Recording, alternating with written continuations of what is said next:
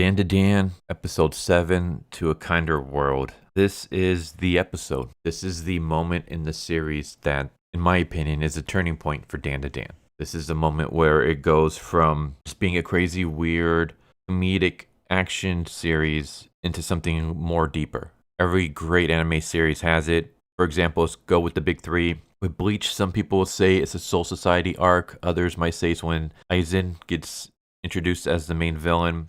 In One Piece, it's when Nami asks Luffy for help and Luffy gives her the straw hat. In Naruto, it's the Zabuza arc where Haku sacrifices himself and then later on Zabuza goes down fighting.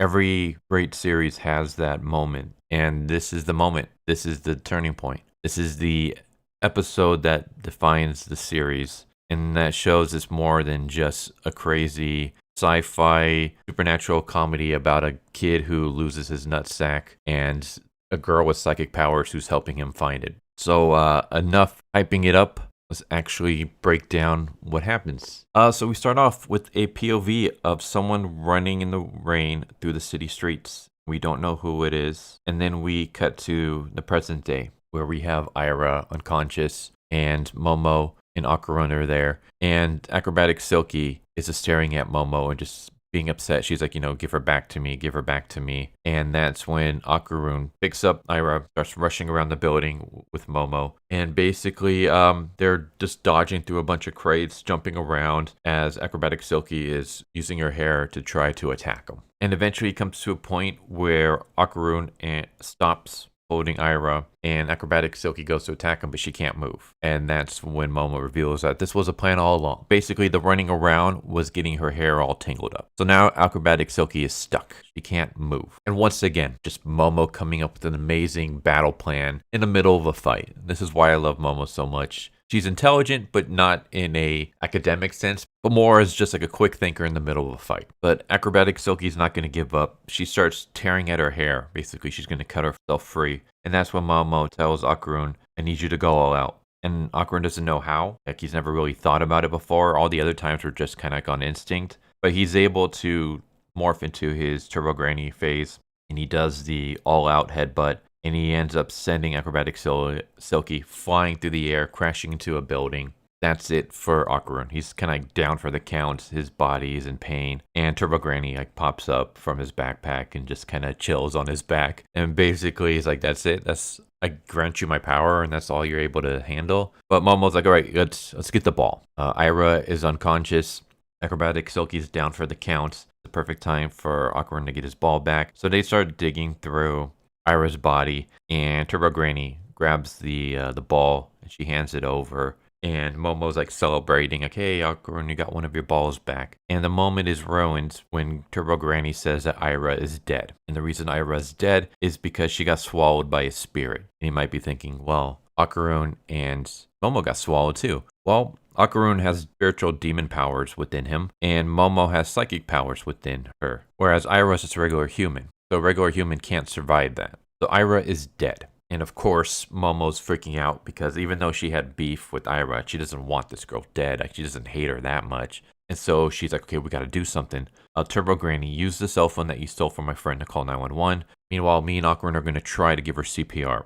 With my psychic powers, I can massage her heart directly. And Okarun, I need you to breathe into her. So they're trying to do CPR. And Granny is like, going through the phone and going to call 911. But she already tells them, like, hey, it's useless. It's pointless. Like, she's gone. There's nothing that anyone's going to be able to do for her. And that's when Acrobatic Silky gets up and she stares at Aira and she knows that Aira is gone. And she tells him, I have a solution. I want you to take some of my aura and mix it with hers. And that will give her life. That will bring her back. And Momo doesn't trust her. She's like, you're just doing this so that you can eat her. So Acrobatic Silky actually grabs her jaw and just rips it off. She just tears her jaw off. He's like, I can't eat her now. Please trust me. And so Momo's like, all right, like, I don't trust you, but we don't really have any other choice. Okarun, get ready to go all out on her again if you notice like the slightest thing like that she might be betraying us. And so Momo uses her psychic powers to grab Aira's aura, what little is left, to grab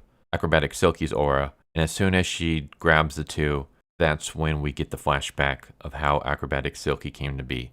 And I will just say that I was already expecting this. Like, I'm all cut up with the manga. I've been reading the manga like not long after it came out. So I already knew what to expect from this episode. But even then, I was not ready. I was not prepared for what we were going to see. Like, I knew what was going to happen, but I just wasn't prepared for it. Yeah, we get to see Acrobatic Silky as a human. And we see that she is a woman struggling with money. In fact, when we first see her, we see that she's prostituting her body and she's doing a bunch of jobs. And then we see her going home and she is basically like a mess. She's depressed, she's sad. On the way home, she sees like this dress. It just kind of makes her a bit sadder. And as soon as she opens the door, we hear the voice of a little girl say, "Mommy, I'm glad you're home." And this girl runs over to her and hugs her. And this is her daughter. And as soon as her daughter hugs her and starts smiling at her, all the worries disappear from her. And we see that Acrobatic Silky is an amazing mom. Like, despite all the trouble she's going through, she's working multiple jobs. She's even selling off her body. She's doing everything that she can to provide for her daughter. She spends all her free time that she can with her daughter, and we see her teaching her daughter ballet. We get the sense that she was a ballerina, probably a very, very good one. And so we see her teaching her daughter and spending time with her. And she even ends up buying the dress that she saw and gives it to her. And it just makes her daughter even more happy. And for anyone who isn't aware, you'll notice that the dress that her daughter is wearing that she bought for her is the same dress that Acrobatic Silky is wearing now. That's how much like the dress had an impact on her as a human. And so we just see moments of them together. Like, we see her sleeping and she's tired because of all the work that she has to go through. Like, she's working multiple jobs. And when her daughter is like pulling on her arms, instead of ignoring her daughter, she rolls her daughter up and starts playing with her. We see her buying her daughter cake. Like, she's basically going through all this so that she can give her daughter a good life, like the best life that she can.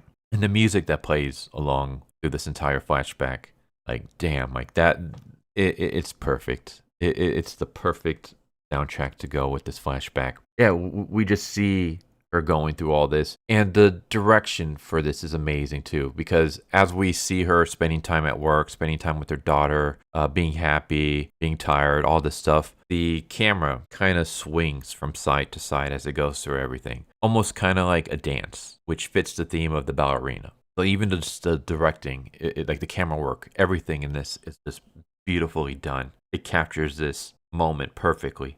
And unfortunately, all good things come to an end. We see her happy with her daughter sleeping as she's gazing up at the stars. And then we immediately cut to some guys beating the crap out of her. And she's like being thrown into glass. She's getting cut up. And they start taking her daughter. And she tries to put up a fight to save her daughter. But they end up robbing her and kidnapping her daughter. And she starts passing out from the blood loss. Eventually, she gets up and she starts running through the streets looking for her daughter. And then this is the moment that we saw in the beginning of the episode. It's her that's running through the streets. And she sees the car that her daughter is in and she chases after it. But her wounds get to her and she collapses and she's unable to rescue her daughter. And then we cut to a building rooftop where we see her dancing. And she starts performing ballet. And then right at the crescendo, she leaps off the building. She kills herself because she has nothing now. The only thing good in her life was her daughter. And now that's been taken away from her. And so she has nothing. So she jumps off a building. Some people, if you're just anime only, you might think that she actually died on the street watching the car go away. No, she jumps off a building. As she's falling, she sees herself hugging her daughter. Her daughter says, "Mommy, thank you for all you do." And then she wakes up and she can't remember anything. She can't remember herself. She can't remember why she's here. At this point, she's a ghost. And Bob doesn't even know that. And that's when someone grabs her. And she looks down, and it's Aira, and Aira calls her mommy. Aira looks at her, and she's like, "Oh, I'm sorry, you're not her." That's when her dad comes and scoops her up and asks her, like, "What are you doing?" And Aira says, "I thought I saw mommy standing there." And turns out that Aira's mother had passed away, and it's just her dad raising her. And her dad's basically like, "I want you to become the kind of girl that your mother would be proud of, so that when you finally see your mom again, you can both be happy." But then this moment here, it basically triggers a memory within Acrobatic Silky. He says, "Where's my child?" She looks up, her hair parts, and we see her human face. She says, "Aira." That's right, I remember I was Aira's. And so she can't remember her daughter's face, but she remembers she had a daughter. And when Aira called her mom, she believes that Aira is actually her daughter. She's not. For like anyone who might be confused and thinking that Acrobatic Silky is Aira's real mom, no, she's not. But she believes that she is. So she spent her entire life watching over Aira, waiting for Aira to finally be able to see her so that Aira can finally call her mommy again. And that's why she confronts Aira in the last episode when Aira's finally able to see her. But that's the story. That's how Acrobatic Silky became the way that she is. And Momo starts crying because she sees all this. Like she has a flash of all this happening. She saw what we just saw.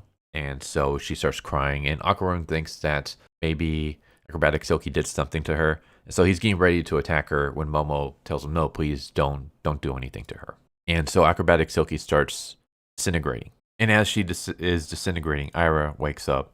And Acrobatic Silky says, I'm sorry, Aira. I swore to protect you, but all I did was I hurt you.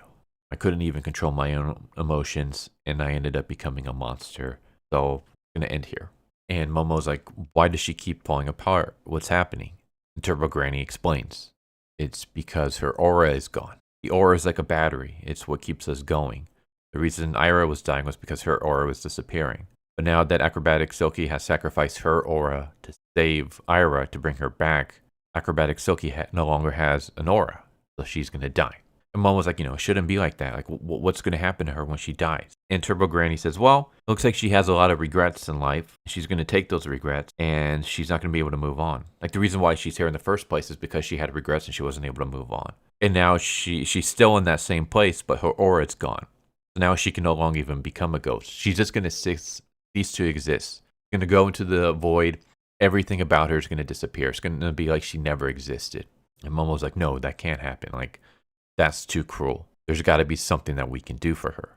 And so we see Acrobatic Silky, and she's just wallowing in misery, basically saying that I tried to make you happy, but all I brought you was misfortune.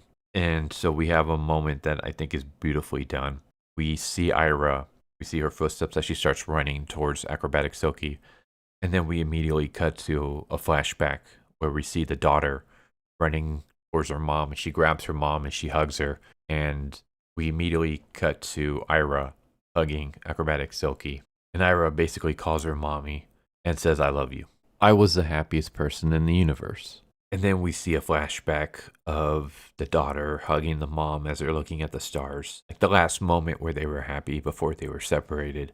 And Aira says, please, so that no one ever hurts them, take them to a more fortunate, kinder world. And Acrobatic Silky disintegrates into dust. And that's how it ends. Man, even just like recapping is getting me emotional.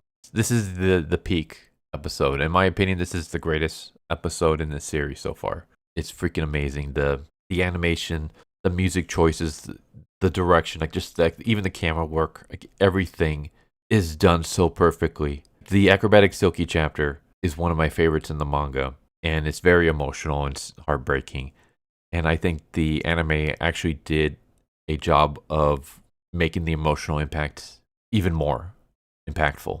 Like, I think that not only did it do a great job of adapting that moment, but it even did a better job, which just goes to show like how great Science Saru is, and that they were the perfect studio for this series. This is the episode that I'm most interested to see how anime only fans take, like how they respond to it. Because to me, this was the chapter that sold the series for me. Like, I was already a fan of Dandadan up to this point, but I kind of just saw it as like a cool, funny, comedic battle shonen. It wasn't until I saw this moment that it really opened my eyes to what this series could be. That there's more to it than just, a slapstick, funny series about a boy trying to find his balls. That there's actually heartfelt, deep moments in here. It was this moment.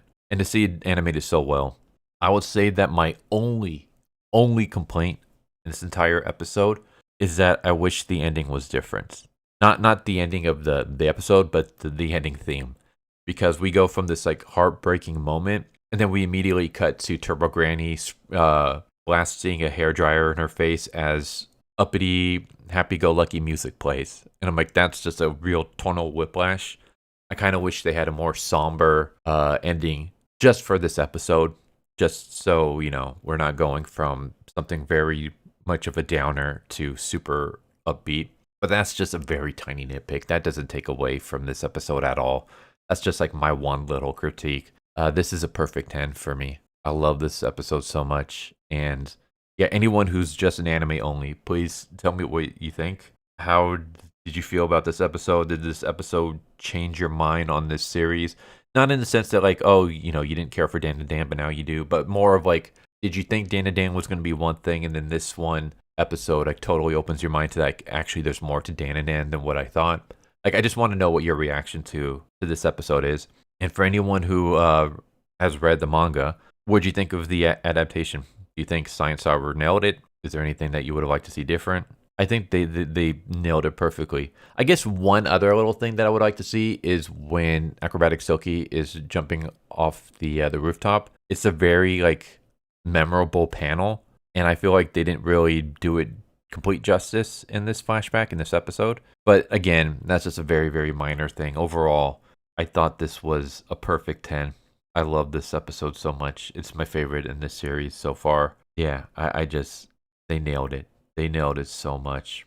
They pretty much got everything perfect. So yeah, that's Dandadan episode 7, To a Kinder World. I'm gonna have to go like binge on some comedy or something. I need something to pick me up after going through this episode twice. But yeah, hope to see you next time. Take care. Later. Thank you for watching my video. I hope you enjoyed it. If you didn't, I still want to thank you for watching it this far, and I hope the next one is more to your liking. With that said, thank you once again, and I hope you guys and gals have a good one. Later.